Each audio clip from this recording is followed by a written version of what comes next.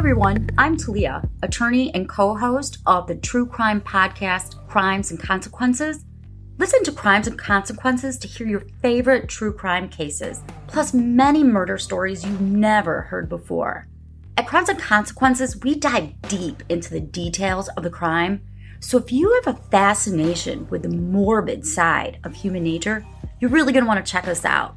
Go to Apple, Google, Spotify, Stitcher, and anywhere else you listen to your favorite true crime stories, and subscribe to Crimes and Consequences, a hardcore true crime podcast.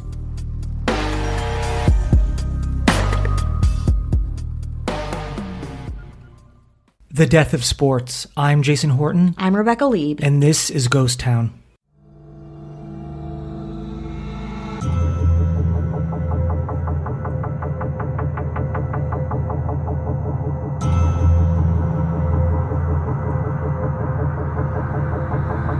I live very close to Dodger Stadium, and it's not obviously the same as it used to be, but I was talking to another close neighbor, and he was very upset about baseball not being the same. And, you can have your little cutout in the stands right now.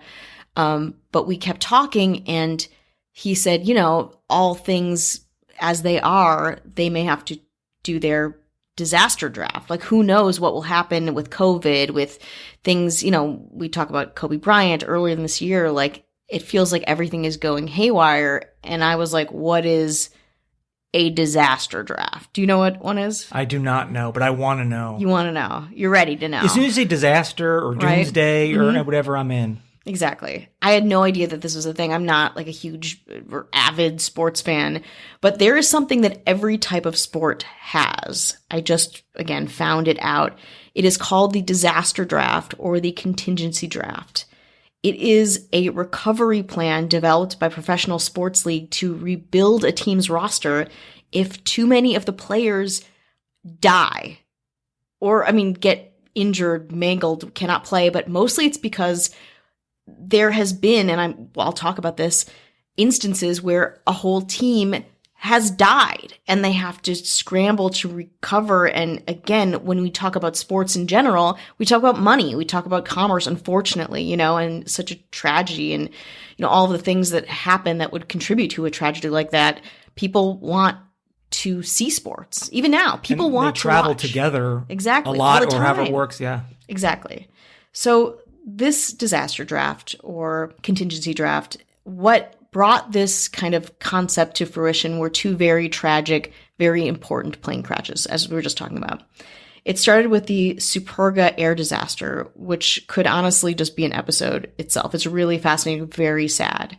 The Italian football team Gran Torino was set to win a fifth consecutive league title and flew to Lisbon for kind of a benefit match for another high-ranking like soccer, football in Europe's retirement party. So they got flown there.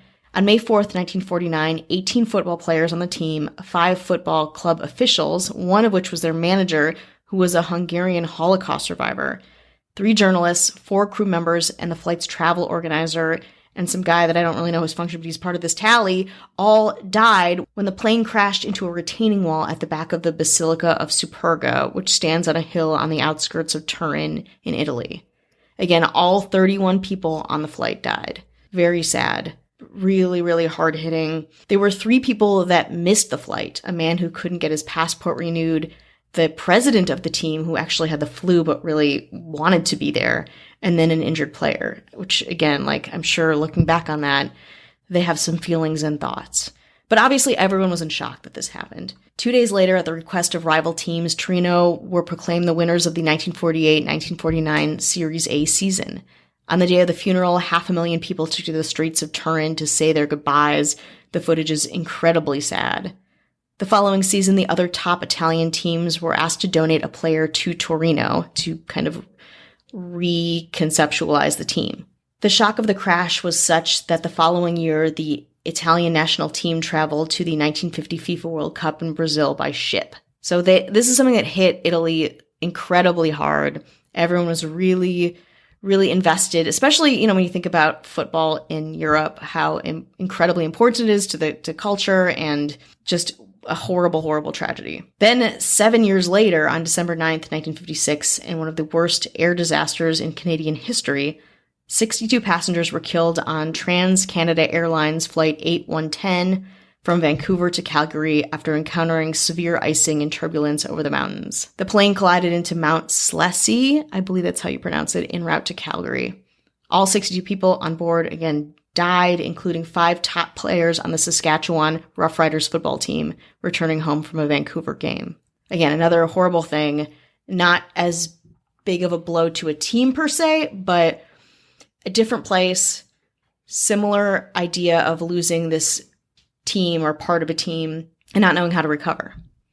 Interestingly enough, during the delay before takeoff, 6 passengers purchased $265,570 in flight insurance. And after the crash, because conditions were so treacherous, Canadian authorities couldn't collect the bodies until snow melted. So the bodies just were left on the mountaintop for months. To make sure the bodies didn't get looted, Canada named Mount Slessy a provincial cemetery, which meant that no one could climb or go up there, and no one could loot these people, these bodies that were in this devastating crash. So these 2 really horrific incidences paved the way for the disaster draft. Like you said, athletes travel together a lot. As a result of these incidences, and honestly like 10 other ones that were devastating, where people lost 2 to 5 players on a team, maybe not as specific as these, this is where all of these leagues develop the disaster recovery plan, should something absolutely horrible happen. The general expectation is to, when something happens to anybody, just in general, just to say what usually goes down is when a player leaves or dies or whatever, you get someone who's a free agent or from the minor leagues and bring them up to the major leagues. But it doesn't always go that way. Often a disaster plan is a closely guarded secret to not encourage anybody or anything to happen, do anything, not to give anyone any ideas. It's really hard to get the actual information for what each plan is, but there is a little bit for each one. But for the most part, if they are true, there's a lot more to them that are in place that we don't know about. So it kind of feels a little conspiratorial in a way, and that's really interesting to me. Let's take a little break. Hello. Hello. How are you? Hi. This is our weekly check-in. Hello. How's everything going? We just ate a lot of fried chicken. We did, but it's a place that's the last or second to last Pioneer Chicken. Yeah. So I went and took some photos like a weirdo, as I do. Yeah. But I was like, well, I mean, I'm already here. Mm-hmm. Should I get $50 worth of chicken? I'm kidding, it wasn't 50. The answer is yes, more. It was more. It was $2,000 worth of chicken. So we did that. Yeah. And that killed the pain for a little bit. I mean, my pants are very tight now, which is why if you feel a strain coming from my voice, it's because it's fat logged. It's chicken fat logged. But I'm doing okay. It might help if you ate less fried chicken and picked up a book. Oh, yeah. I mean, I'll do it as long as I don't have to go for a jog. I mean, I can't. Also, the fires here, the air quality is very bad. So. Well, you can take a mental jog through Los Angeles with the book Abandoned in Historic Los Angeles, Neon and Beyond.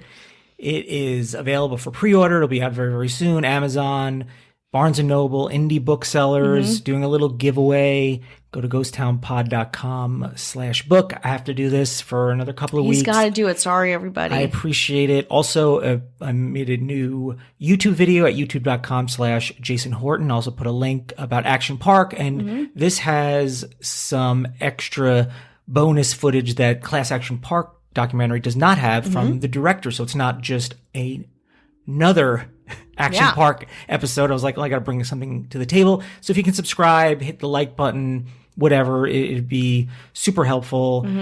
Also, patreon.com/ghosttownpod. That's bonus right. episodes. Just put up a new one.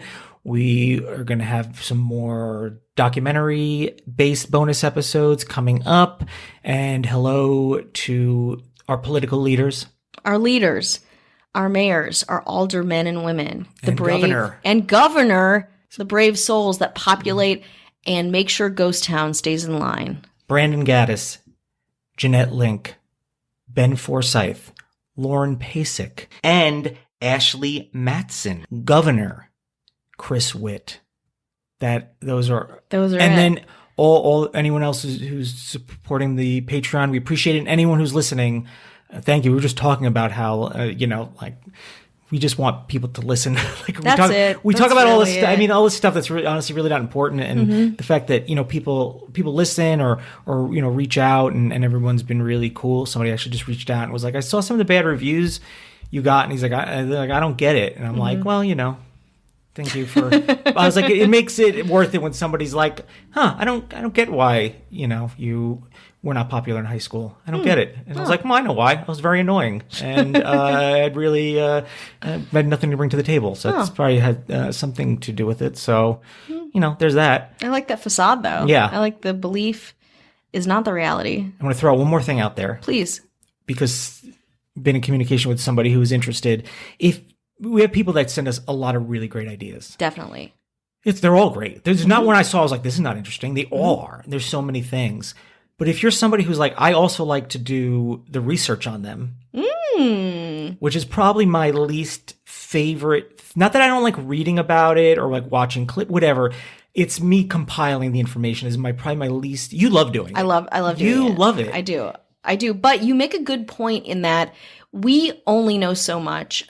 We both love, mining the internet for its richness, its strange jewels. But I think someone who has a wider scope of like the inner recesses of Reddit, stuff like that. Like there's things that you brought up, for example, that I'm like, oh my God, how did I not know that? Things my brother tells me, and I was just like, and they end up in a lot of these episodes. And if you're somebody who's like, you know what, there's a couple of topics I really like, I'm willing to do the research, obviously source it and don't just cut and paste it because we could do that very easily ourselves. That would be, for sure. We could put out 5 episodes a week if that was all it took. Definitely. But if reach out to us if you're somebody, and then we can talk about it and how we could make it worth your while. I'm winking. Can they see me winking? It's very creepy. You said wink and then I winked. Yeah. So that's where I'm at. Okay. Do I need more chicken? No. Well, no, but I'm taking the rest with me. Oh, yeah, that's right. You forgot. I you did. Probably were like, I can't wait to eat that chicken later. Oh, God. One thing I didn't forget, though, is a disaster draft. Very important. Will haunt me for a long, long time. Should we get back into it? Let's get back into it. Okay.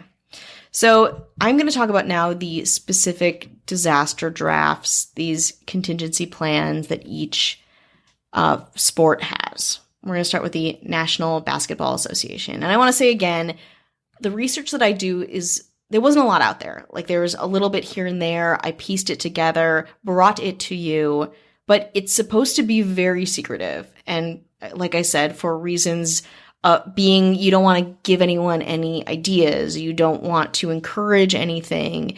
You want to make sure this is as low profile as possible, which added to my intrigue. So we're going to talk about it. So here we are over the airwaves. If we don't talk about it, who will? We're heroes. The National Basketball Association's contingency plan is a disaster draft and activates if 5 or more players on a team die or are dismembered. That is the actual word. The NBA teams each get to protect 5 of their players, 1 of 6 to be drafted into the team that the disaster happened to. No more than 1 player would be drafted from a team. So when I say a disaster draft, I mean a draft that happens and the other teams that give a player or players have to kind of scramble and do their own thing dependent on what the sport entails for them. So that's what the National Basketball Association has to do. It's also crazy that when I kept reading about these things that they have to make a choice like that. Like teams have to be like, here are the players that I'm okay with getting rid of. Here are the players that I absolutely do not want to get rid of. And that is kind of specific to the National Basketball Association. I think if you're on the team itself, that says something about you. Yeah. I'm not on the team. Good. You're right. You'd get drafted in a second. They'd be like, let's get rid of Jason right quickly. now. Why? He doesn't even know the sport. Why is he here? He is the bench. Yes. People were just sitting on him. He's a human bench. Exactly. Let's give him to this team that has suffered a horrible So I think everyone who's on it is are primo players, but, the worst of the best. Yes, exactly. Or like depending on what a team needs kind of a thing. So the NFL now. The NFL has a near disaster and a disaster plan. Smart. A near disaster is defined as fewer than 15 players on a team being disabled. and a disaster is 15 or more. They don't talk about death specifically. Disabled is the word that the NFL uses a lot, but you can kind of infer that it means more too. No special draft would be held for a near disaster. The team would play out the season but get preferential rights and any waivers until the end of the season. I did not know what a waiver was, but a waiver basically means that if a quarterback has died, for example, the team would be able to draft up 2 quarterbacks from any NFL team with 3 available, or like enough that they have plus 1 for them. Of the 3 quarterback teams, each would be able to protect their one, and the drafted quarterbacks that would go to the team with the disaster would just return to their original team the following season. It's kind of like a athlete on loan.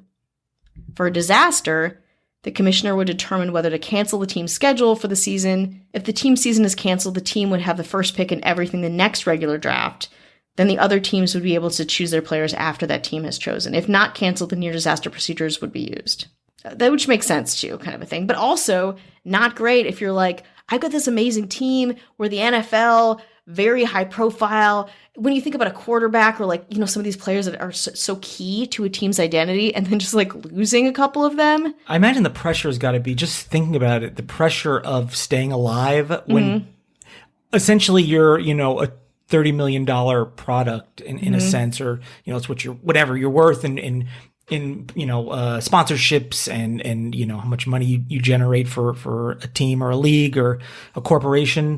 The pressure's got to be really high. Really high. Yeah, there's a lot riding on that. We can't travel together anymore, so. I think so. I think we need a plan. Yeah. I would say. We'll discuss it after another bucket of chicken. Okay. We'll make sure. Very valuable. So let's move on to the National Hockey League. The NHL contingency plan activates if 5 or more players on a team are killed or disabled. In this case, the team would select players from other NHL teams, paying for all of this with funds from a special disaster insurance fund. I don't know where that money comes from. Feels very Canadian to me, but there's a lot of money that would help support the team, that would help with transfers of people and putting people up and making sure that it's as easy as possible. Once the team has a goalie and 14 players, then a special draft with the other teams would be held, with each team able to protect 1 goalie and 10 players. So the other ones, again, would be kind of up for grabs, but they would be able to at least like retain the teammates that they would want to retain after the special draft. So let's move on to Major League Soccer. Major League Soccer has what is referred to as an extreme hardship provision, which can be used if a team has less than 15 available players, which is probably the nicest way anyone has put this. However, this is on a game-by-game basis, and any contingency plans that may exist are very, very top secret. And I couldn't find much beyond that. Again, this is the one where it's like soccer, football, like this is the stuff where these things actually happened to team members. So this sector of sports, more than any other, is really, you know, opaque, very top secret, very like, we don't want you to know what's going to happen because, again, they've lived this. Very scary. Major League Baseball is arguably the second most secretive out of all of them because so much power and decision goes in my research to the commissioner of baseball. So it can kind of be like whatever his call is. And we'll go through some of the rules, but it's at the end of the day, it's like, how does the commissioner feel? Who gets to go in that team based on what he says? Do we just cancel baseball that year? He has a ton of power.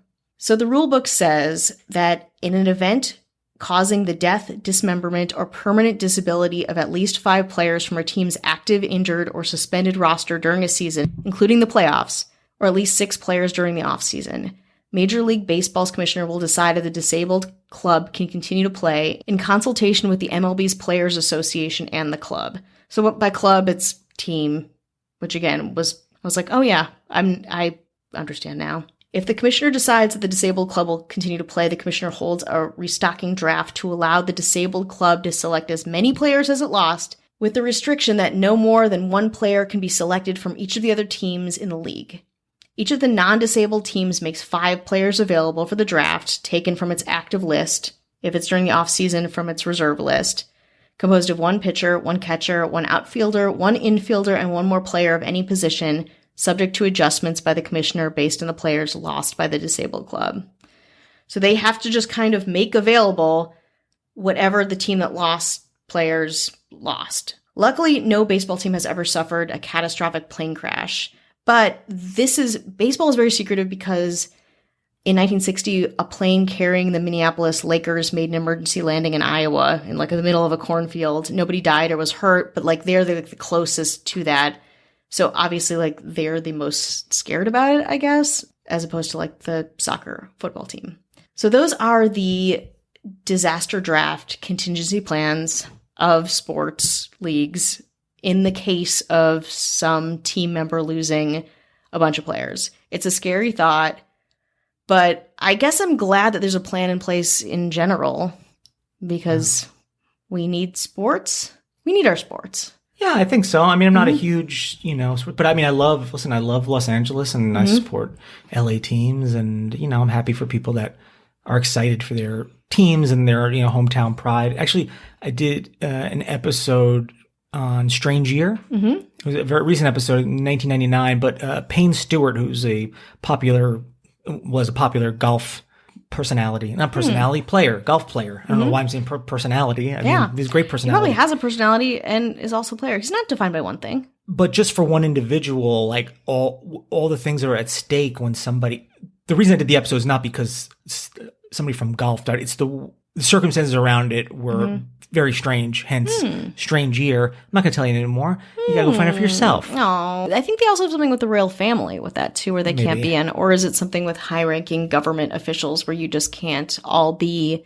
I think I heard about it with the royal family, where you can't all be in the same plane because that's. I mean, music has always gotten hit. Like Leonard Skinner, for example. Sure. Like they've been a band for a very long time with almost no members since like 1977. And listen, that's great. Good for them. And then, the day the music died, Buddy Holly, Big Bopper. Yeah. Richard you can lose a lot of people. If you go, I'm still doing the podcast.